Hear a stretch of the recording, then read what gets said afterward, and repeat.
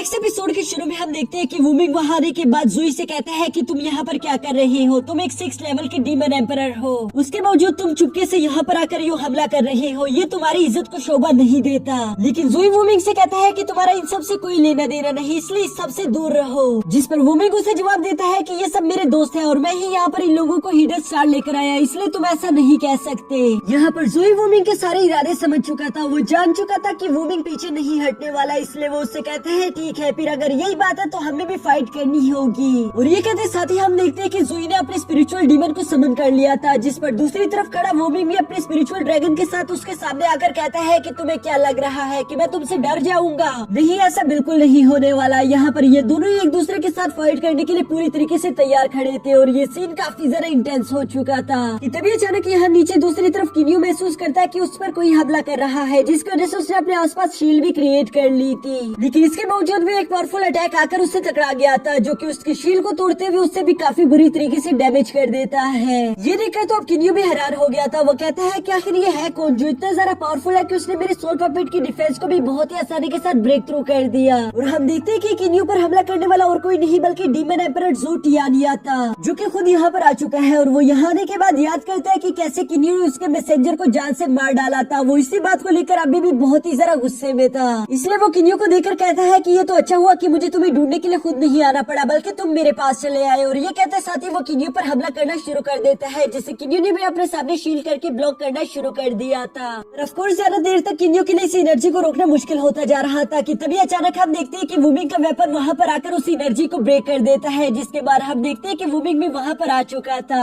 वूमिंग अपने सामने demon emperor को देखकर कहता है कि अच्छा तो तुम यहाँ पर अपने बेटे जुई के लिए आए हो, मुझे मालूम नहीं था कि तुम्हारा कोई बेटा भी है, बल्कि मुझे तो ऐसा लगा था कि शायद तुम्हारी सिर्फ एक बेटी है। जिस पर डीमन एम्परर काफी ज्यादा शांति के साथ बताता है कि हाँ, जुई मेरा इकलौता बेटा है, जबकि वो लड़की मेरी बेटी नहीं थी बल्कि वो तो अडॉप्टेड थी। डीमन एम्परर की ये बात सुनकर जुलान को काफी ज्यादा गुस्सा आ गया था। वो गुस्से में कहता है कि तुम उसे अपनी बेटी नहीं कह सकते, तुम जानते थे कि आजिया और मैं एक दूसरे से प्यार करते हैं, लेकिन इसके बावजूद भी तुमने उसकी सारी खुशियों पर पानी फेरते हुए उसकी शादी अपनी बेटी से करवाने की कोशिश की। और बदले में इस कमीने ने किया क्या, इसने हाजिया को जान से मार डाला। यहाँ पर जुलान इसी तरह की बातें कर रहा था, जिस पर हम देखते हैं कि जुई को भी काफी ज्यादा गुस्सा आ जाता है। वो जुलान से कहते हैं कि तुम यहाँ पर जिंदा हो तो सिर्फ आजिया की वजह से, क्योंकि उसने मुझसे कहा था कि मैं तुम्हें जिंदा छोड़ दूं। यहाँ आजिया का नाम जुई के मुंह से सुनकर जुलान को काफी ज्यादा गुस्सा आ रहा था, इसलिए वो उस पर हमला करने के लिए आगे बढ़ने की कोशिश करता है। लेकिन अब देखते हैं कि डीमन एम्परर अपने एक ही हाथ के इशारे से जुलान को उठाकर पीछे पटक देता है, जिसके बाद वो जुलान से कह रहा था कि जुलान तुम्हें जरा शांत होना सीख लेना चाहिए। लेकिन जुलान काफी ज्यादा गुस्से में कहता है कि मुझे मत सिखाओ, तुम ही वो इंसान हो जिसकी वजह से आजिया मारी गई, तुम्हारे गलत फैसलों की वजह से आजिया को काफी कुछ सहना पड़ा। यहाँ अपने फादर के साथ बदतमीजी होता हुआ देखकर जुई को भी काफी ज्यादा गुस्सा आ जाता है, इसलिए वो कहता है कि बस बहुत हुआ। जो कहते साथ ही हम देखते हैं कि उसने जुलान पर फौरन से हमला कर दिया था। लेकिन इससे पहले कि वो अटैक जाकर जुलान से टकरा पाता, याना बड़ी तेजी के साथ अपनी ट्विस्ट आर्टिफैक्ट का इस्तेमाल करते हुए वहाँ से जुलान को बचा लेती है। इस आर्टिफैक्ट को देखकर डीमन एम्परर समझ चुका था कि ये ग्रैंडमा यूनहुआ का आर्टिफैक्ट है और इसका मतलब ये लड़की ग्रैंडमा यूनहुआ की ग्रैंड डॉटर है। वो ये सवाल यहाँ पर याना से भी कर रहा था, लेकिन याना उसके साथ बदतमीजी कर रही थी, जिस पर डीमन एम्परर कहता है कि क्या तुम्हारी ग्रैंडमा ने तुम्हें सिखाया नहीं कि तुम इस तरह बड़ों से बात नहीं कर सकती? लेकिन चलो कोई बात नहीं, वैसे भी मुझे तुम लोगों से कोई काम नहीं, मैं तो यहाँ पर सिर्फ इस लड़की को लेने के लिए आया हूँ। और ये कहते साथ ही हम देखते कि उसने दोबारा से किन्यू पर हमला करना शुरू कर दिया था, जिसे वूमिंग बहुत ही तेजी के साथ आगे आकर ब्लॉक कर लेता है। लेकिन अब ये सब देखकर डीमन एम्परर को बहुत ज्यादा गुस्सा आ गया था। वो कहता है कि तुम्हारे ड्रैगन क्लैन को हमारे बीच नहीं आना चाहिए, नहीं तो ये तुम्हारे क्लैन के लिए अच्छा नहीं होगा। बाद में ये मत कहना कि मैं कुछ ज्यादा ही क्रूर हो चुका था।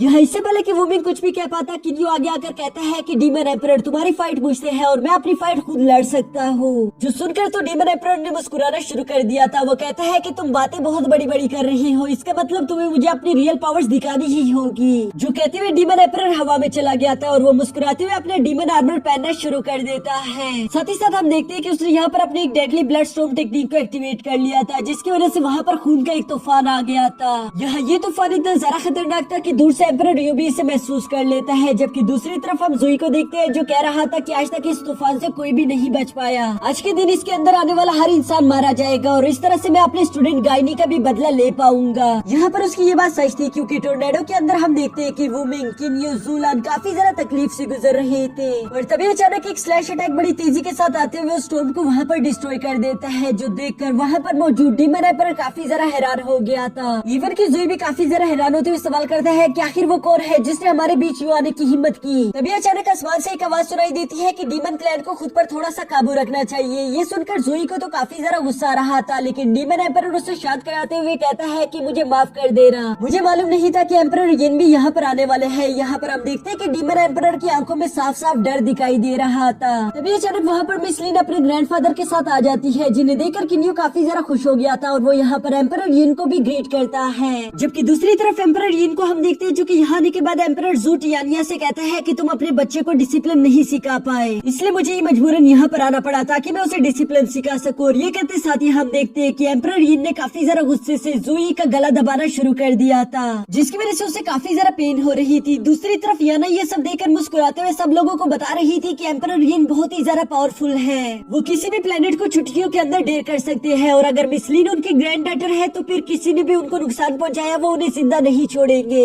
यानी कि अब इनके यहाँ पर होते हुए डीमन एम्परर भी हम लोगों को कुछ नहीं बिगाड़ सकता। ये सारी बातें सुनकर तो किन्यू भी काफी जरा खुश दिखाई दे रहा था। दूसरी तरफ हम देखते हैं कि डीमन एम्परर यहाँ पर एम्परर यिन को शांत कराने की कोशिश कर रहा था। वो उनसे कहता है कि प्लीज मेरे बेटे को माफ कर दीजिए। मैं खुद गायनी को पर्सनली ज्यादा अच्छे से नहीं जानता था, लेकिन मेरा बेटा उसका मास्टर था और अगर वो मर गया है तो इसलिए वो थोड़ा सा दुखी था, जिसकी वजह से उसने ये सब कर दिया। लेकिन अगर मेरे बेटे को मालूम होता कि मिस लिन आपकी फैमिली से बिलोंग करती है और गायनी ने उन्हें नुकसान पहुंचाने की कोशिश की तो वो कभी भी ऐसी हरकत नहीं करता। ये सुनकर तो एम्परर यिन और भी जरा गुस्से में आ गई थी। वो कहती है कि अगर मेरी ग्रैंड डॉटर के अलावा वहाँ पर कोई और लड़की होती तो क्या तुम लोग उसे यूं ही जान से मार डालते? तुम लोगों को किसी की भी जान की कोई वैल्यू नहीं है। यहाँ पर ये सब कहते हुए एम्परर यिन लगातार जुई का गला दबाते ही जा रहे थे, जबकि सामने खड़ा डीमन एम्परर ये सब देखने के बावजूद भी कुछ नहीं कर पा रहा था। वो अपने बेटी जुई से कहता है कि तुम इस तरह से शांत क्यों खड़े हो, अभी क्या अभी माफी मांगो मिस लिन से, जिस पर जुई अभी भी माफी मांगने का नाम नहीं ले रहा था। लेकिन दूसरी तरफ डीमन एम्परर मिस लिन से कहता है कि मैं एक पिता होने के नाते तुमसे भीख मांगता हूँ, प्लीज अपने ग्रैंडफादर से कह दो कि वो मेरे बेटे को बख्श दे, आइंदा हम लोग ऐसा कभी भी कुछ नहीं करेंगे।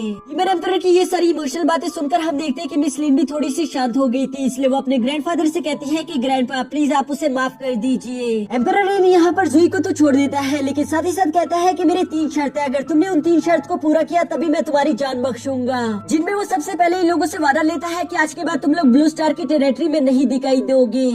सेकंड शर्त के तौर पर एम्परर यिन यहाँ पर जुई पर एक जोरदार अटैक कर देते हैं ताकि वो उसके हाफ एनर्जी को सप्रेस कर सके। और आखिरी शर्त यहाँ पर एम्परर यिन की ये थी कि जुई किन्यू से माफी मांगेगा, जो सुनकर जुई बिल्कुल ऐसा ही करता है। इसके बाद एम्परर यिन इन दोनों बाप बेटों से कहता है कि अभी के लिए यहाँ से चले जाओ और आइंदा मुझे कभी भी दिखाई मत देना, जो सुनते साथ ही हम देखते हैं कि वो दोनों फौरन अपनी जान बचाकर वहाँ से निकल गए थे। इसके बाद किन्यू एम्परर यिन का शुक्रिया अदा करता है, जिस पर एम्परर यिन उससे कहता है कि नहीं, तुम्हें मेरा शुक्रिया नहीं बल्कि मुझे तुम्हारा शुक्रिया अदा करना चाहिए, क्योंकि अगर तुम ना होते तो शायद मेरी ग्रैंड डॉटर जिंदा ना होती। तुमने मिस लिन का मेरी पीठ पीछे काफी अच्छे से ख्याल रखा, इसलिए अब मेरे इलाके में आज के बाद तुम्हें कोई भी कुछ नहीं कह पाएगा। और ये कहने के बाद वो वहाँ से जाने के लिए रवाना हो जाते हैं। जबकि दूसरी तरफ हम मिस लिन को भी देखते हैं, जो किन्यू से कह रही थी कि मैं भी अपने ग्रैंडफादर के साथ जा रही हूँ, तुम अपना ख्याल रखना। और ये कहने के बाद वो अपने ग्रैंडफादर के साथ वहाँ से चली जाती है। जबकि यहाँ पीछे हम वुमिंग को देखते हैं, जो कि किन्यू से कह रहा था कि वाह, तुमने बताया नहीं कि तुम्हारी पहुंच इतनी ज्यादा है कि तुम एम्परर यिन को जानते हो। अगर तुम एम्परर यिन को जानते हो तो इस इलाके में तुम्हें कभी भी कोई कुछ नहीं कह पाएगा।